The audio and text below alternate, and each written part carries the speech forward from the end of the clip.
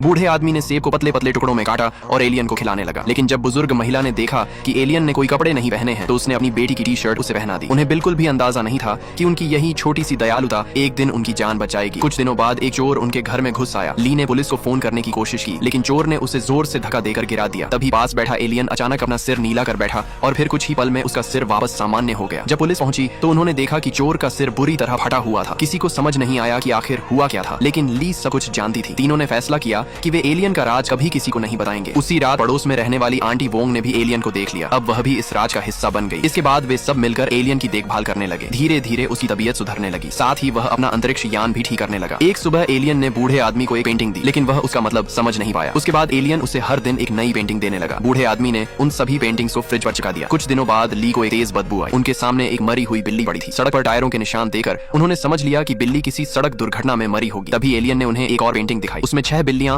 और एक उड़न तश्तरी बनी हुई थी। अब उन्हें सब समझ आ गया। अपने अंतरिक्ष यान को उड़ाने के लिए एलियन को कुल 7 मरी हुई बिल्लियों की जरूरत थी। उसके पास अभी केवल एक थी, यानी उसे 6 और चाहिए थी। अगले दिन बूढ़ा आदमी और ली कार लेकर निकल पड़े। 3 दिन तक खोजने के बाद उन्हें सिर्फ 2 मरी हुई बिल्लियां मिली। खुशकिस्मती से आंटी वोंग को 4 और मिल गई। अब सिर्फ एक बिल्ली की कमी रह गई थी। बूढ़े आदमी ने आंटी वोंग से कहा कि वह अपनी बीमार पालतू बिल्ली उन्हें दे दें। पहले तो वह गुस्सा हो गई लेकिन बाद में मान गई। बिल्ली को एलियन के पास लाया गया। सुरक्षा के लिए ली ने बिल्ली के सिर पर एक स्टील का कटोरा रख दिया। अचानक एलियन का सिर पहले नीला और फिर सफेद हो गया। जैसे ही कटोरा हटाया गया बिल्ली मर चुकी थी। अब 7 बिल्लियां मर चुकी थी। एलियन ने उन सभी के ऊपर एक चमकती हुई चादर डाल दी। कुछ ही पलों में सभी शव सिकुड़कर एक जगह इकट्ठा हो गए। अगले ही पल वे एक चमकते हुए लाल माणिक रूबी में बदल गए। वही रूबी उड़न तश्तरी का इंजन थी। जैसे ही उसे उसके स्थान पर लगाया गया अंतरिक्ष यान चालू हो गया। यह देखकर तीनों हैरान रह गए। लेकिन तभी सेना ने उस अंतरिक्ष यान की लोकेशन पकड़ ली। एलियन ने इशारों से बूढ़े आदमी को अपने साथ चलने के लिए कहा लेकिन उसने मना कर दिया। उसी समय दरवाजे पर जोर जोर से दस्तक होने लगी। सेना घर तक पहुंच चुकी थी। सोचने का अब बिल्कुल भी समय नहीं था। तीनों एलियन के साथ अंतरिक्ष यान में सवार हो गए। अगले ही पल वह अंतरिक्ष यान आसमान में गायब हो गया। कुछ देर बाद वह एक अनजान जगह पर उतरा। सबको लगा कि वे किसी दूसरे ग्रह पर पहुंच गए हैं। लेकिन ली के फोन में पूरा नेटवर्क आ रहा था और आसपास इंसानों द्वारा बनाई गई चीजें भी दिखाई दे रही थी। तभी उन्हें सच्चाई का एहसास हुआ। एलियन पहले से जानता था कि बूढ़ा आदमी